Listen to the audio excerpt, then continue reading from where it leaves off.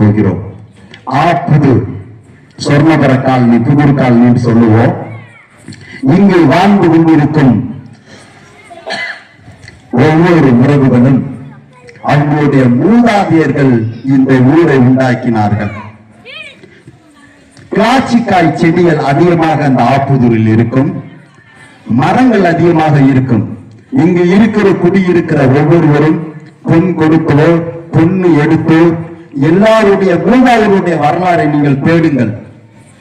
ஒருவர் சொல்கிறார், வேறில்லாத மரமும் வரலாற்றை அறியாத இனமும் வாழ்ந்த சரித்திரமாய் இல்லை பூமியில். உங்க வரலாற்றை தேடுங்க. உங்க பாட்டை எப்படி இந்த ஊருக்கு வந்தாரு, எப்படி இந்த நிலம் நமக்கு நம்மிடத்தில் இருந்தது வேறு இடத்துக்கு போயுது என்று பார்த்தால், இந்த ஊரில் நம்முடைய உறவுக்காரர்கள் அனைவரும் மூதாதையர்கள் அனைவரும் வந்து நம்முடைய பிள்ளைகளை நம்முடைய வாழ்வியலை எடுத்துக்கொண்டு இந்த முள்ளுக்காடுகளை செதுக்கி விளைநிலமாக மாற்றுகிறார்கள். ஒரு முள்ளுக்காடை செதுக்கி விளைநிலமாக மாற்றுவது எவ்வளவு கடினம் என்று உங்களுக்கு தெரியும். நெல்லு விளைகிற அளவுக்கு விளைநிலமாக மாற்றினவர்கள் நம்முடைய மூதாதையர்கள், நம்முடைய முன்னோர்கள். அப்ப ஒவ்வொருவரும் பேர் சொல்லிக் கொண்டே போகலாம், அதை சொல்ல விரும்பல. இங்க இருக்கிற ஒவ்வொருவரும் எல்லாருக்குமே தோட்டம் இருந்தது, காடு கரை இருந்தது, இல்லை என்று மறுக்க முடியாது. பனைமரத்தடியில இருந்து அந்த வருஷ பனைமரம் சொல்ல முடியாது. இப்ப நம்ம பார்த்துட்டு இருக்க வயல் ஒன்று எல்லாம் நம்முடைய சொத்துக்கள் தான். அப்ப இவங்களுடைய வாழ்வியலை நாம் பார்க்கும் போது என்ன நடக்குதுன்னா, அந்த வாழ்வியல்ல ஒவ்வொருவரும் ஒரு வாழ்வியலை நேர்த்தியாக வைத்திருந்தார்கள்.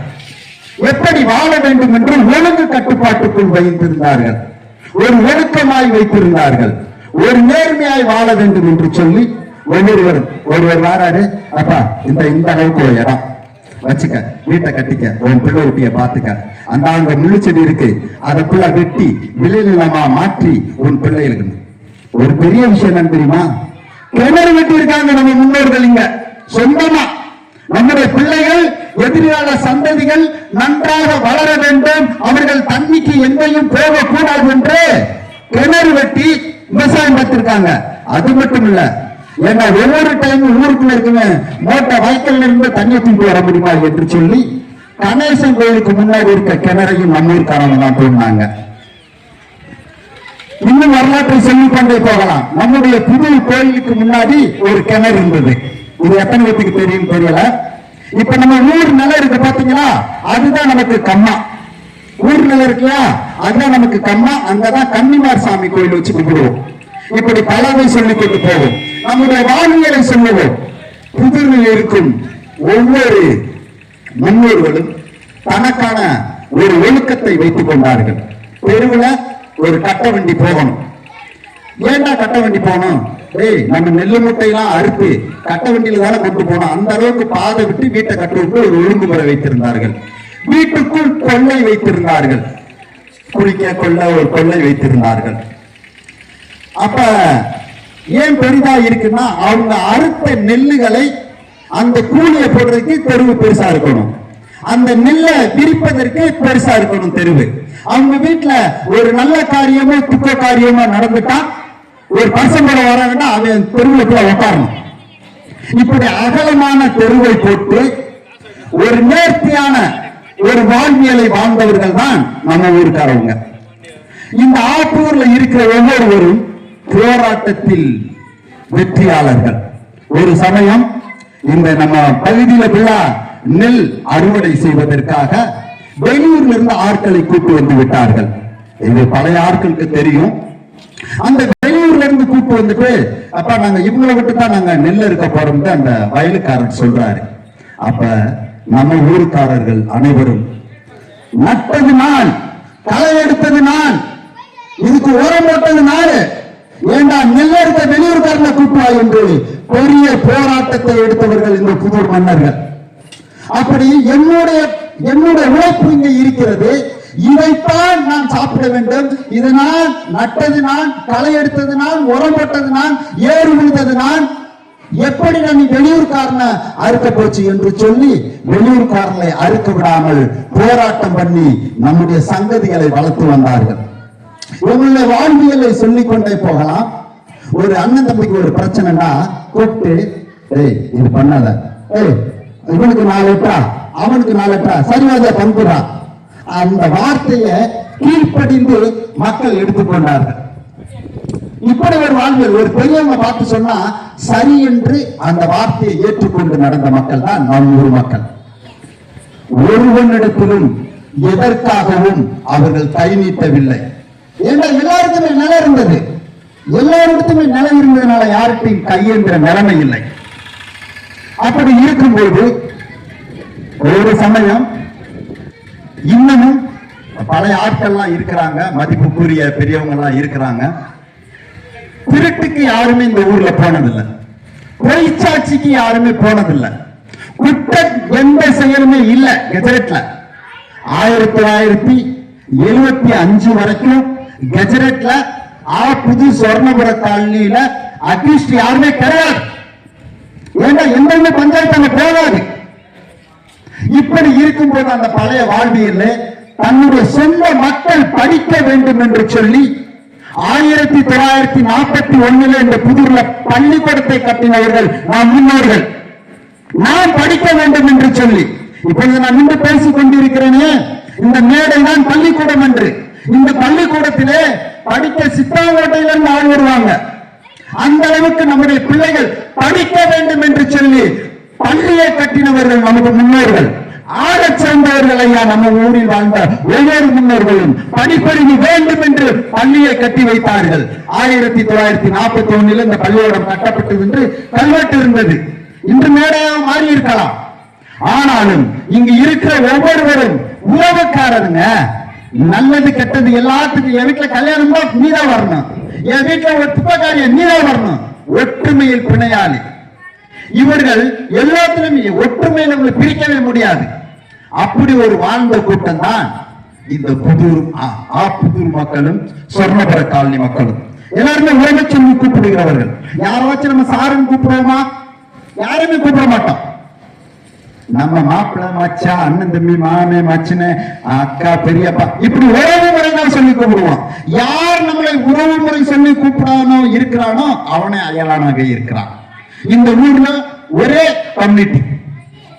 அப்ப ஒரே கம்யூனிட்டி நாம் ஒரு குற்றம் கூட செய்தது கிடையாது.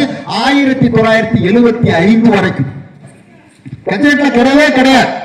வீரத்துக்கும் உண்மைக்கும் உழைப்புக்கும் பேர் போனவர்கள். நம்முடைய உழைப்பு இன்னொரு ஆளுக்கு போக வேண்டும் என்று ஏறு உழுத பிறருக்கு கற்றுக் கொடுத்தவர்கள். இப்படித்தான் ஏறு உள்ள வேண்டும், காலில் கொல்லப்பட்டிருந்தாண்டு அடுத்த சங்கதிக்கு தான் கற்று தந்த தொழிலை அவர்களுக்கும் கற்றுக் கொடுத்தார்கள்.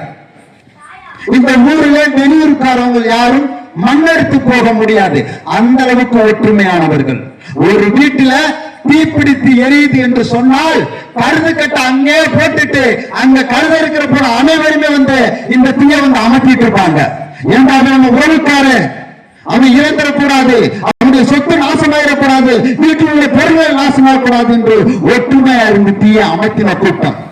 ஒருவர் ஏதோ ஒரு குடும்ப சூழ்நிலையில யாராச்சும் தற்கொலை, ஒரு அரளிக்காய் தின்னுட்டா உடனடியா வண்டியை கட்டி ஹாஸ்பிட்டலுக்கு கொண்டு போன கூட்டம் நம்ம கூட்டம்.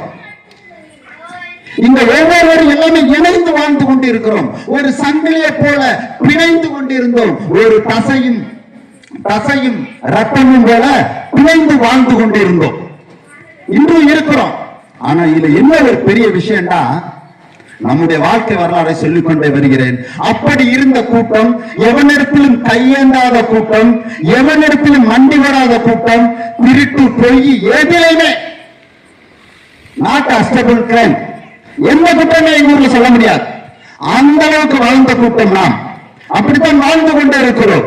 அப்படி இருக்கிற சூழ்நிலையில 1947 சுதந்திரம் அடைகிறது. அப்ப 1947 சுதந்திரம் அடைவதற்கு முன்னாடியே இங்க ஒருவன் பள்ளி கட்டி இருக்காங்க, அவன் தான் பெரியார். நம்முடைய முன்னோர்கள் நாடு சுதந்திரம் அடைவதற்கு முன்பே 1941 இந்த ஊர் பள்ளியோட இருக்கணும்டா, என்னுடைய மக்கள் படிக்கணும்டா, என் பேரப்பிள்ளை படிக்கணும்டா, என் மகன் எல்லாம் படிக்கின்ற ஒரு பள்ளியை நிறுவியிருக்காங்கன்னா ஆகச் சிறந்தவர்கள் நமது முன்னோர்கள். அப்படிப்பட்ட ஒரு தியாகம் கொண்ட நம்ம முன்னோர்கள். இன்னும் சொல்லி போனா நம்முடைய ஒற்றுமையில் இன்னும் பேசிக்கொண்டே போகலாம். யாருக்காவது மாசமா இருக்கிறவங்க இடுப்பொலி ஆயிடுச்சுன்னா அப்பதான் ஒரு நெல்லு வைக்கல போய் வத்தலை கொண்டு நிலக்கடலை போய் இறக்கி போட்டு வந்திருப்பாரு வண்டி மாடோட. அந்த பிள்ளைக்கு இடுப்பொலியாமியா அப்படின்னு சொன்ன உடனே உடனடியாக வண்டியில அந்த தூக்கத்தையும் டயர்டையும் பொருள்படுத்தாம வண்டியில ஏற்றா ஹாஸ்பிட்டல் கட்டுவாங்க. அந்த உயிரை காப்பாற்ற துடிப்பவர்கள் நம்ம ஊருக்காரவர்கள். அப்படிப்பட்ட உதவி மனப்பான்மை, ஒருவருக்கு ஒருவர் விட்டு கொடுக்காதது. எவ்வளவு டயர்டு இருந்தாலும் அந்த சிசுவும் அந்த குழந்தையும் தாயும் நன்றாக இருக்க வேண்டும் என்று வண்டியை கட்டி கொண்டு போனவங்க. இப்படி சொல்லிக்கொண்டே போகலாம். சில பேர் உழைப்பில் அவர்களுடைய வாழ்வியலை பார்த்தா கொலையெடுக்க மட்டமாத்தான் போவாங்க. எங்க கோம்ப காட்டு வரைக்கும் கொலையெடுக்க போவாங்க. கொஞ்சம் கொலை பழவலை இப்படி பழவலைன்னா ஒரு கொத்தா போவாங்க. அந்த கொத்தா போயிட்டு யாருக்காச்சும் சாப்பாடு இல்லாட்டி சாப்பாடை பகிர்ந்து சாப்பிட்டார்கள். சாப்பாடை பகிர்ந்து சாப்பிட்டார்கள். ஏன்னா அவளும் என்னுடைய இனத்தால், அவளும் என்னுடைய உறவுக்காரி, அவளுடைய பிள்ளைகள் நல்லா இருக்கணும், அதற்காகத்தான் இவ வேலைக்கு வந்திருக்கா என்று சொல்லி அந்த சாப்பாடை பகிர்ந்து சாப்பிட்ட கூட்டம் நம்முடைய உறவு கூட்டம். அது மாத்திரமல்ல, சில பேர் குழந்தை பிறந்த குழந்தை வீட்டுல இருக்கும், அவங்க வேலைக்கு போகணும். அப்படி இருக்கிறப்ப அந்த குழந்தைய தன் தாய் இல்லாமல், கொஞ்சம் கண்ணீரே வருது, நான் பார்த்திருக்கேன், இன்னொரு தாய் அந்த குழந்தைக்கு பால் கொடுத்த கூட்டம். இது யாரையா கொடுப்பா? நம்ம ஊருக்கு அறிமுகப்படுத்திருக்காங்க. அப்படி ஒரு உறவு கூட்டம். தாய்ப்பால் தன் ரத்தத்தை இந்த குழந்தையும் வாழ வேண்டும். தாய் நடப்போயிருப்பா, களை எடுக்க போயிருப்பா, குழந்தை அழுகுதுன்னு சொல்லிட்டு அந்த குழந்தையை தூக்கி தன்னோடு மார்போடு இணைப்பு பால் கொடுத்த கூட்டம் நம்முடைய உறவு கூட்டம். அப்படி ஒரு வீராங்கனிகள், அப்படி ஒரு இயக்க குணமுள்ளவர்கள், அப்படி ஒரு உழைப்பாளிகள். ஐயா, ஒரு சண்டு நீச்ச தண்ணியை குடிச்சுக்கிட்டு அடுத்த வீட்டுல திருடக்கூடாது, அடுத்த வீட்டு ஓரத்துல தேங்காய் விடுங்க கூடாது, அடுத்த வீட்டை பொய் சொல்லக்கூடாது, எதுவுமே குற்ற செயல் செய்யக்கூடாது. வெறும் நீச்ச தண்ணி, ஒரு சண்டு நீச்ச தண்ணியை குடிச்சுக்கிட்டு 2 ஏக்கர் சேர்த்து வரப்பு வெட்டின ஆட்கள் நம்ம ஊர்ல இருக்கிறாங்க. உண்மையா வாழ்ந்திருக்காங்க. எவன்கிட்ட கை நீட்டக்கூடாது, நீ குற்றவாளி எவனு சொல்லிடக்கூடாது. சாப்பாடு சாப்பிடாம வெறும் நீச்ச தண்ணியை குடிச்சுக்கிட்டு 2 ஏக்கர் சேர்த்து வரப்பு வெட்டின ஆட்கள் இருக்கிறாங்க. இங்க இருந்து தோல்ல கடப்பை இது கலப்பையை போட்டுக்கிட்டு ஏந்தல் வரைக்கும்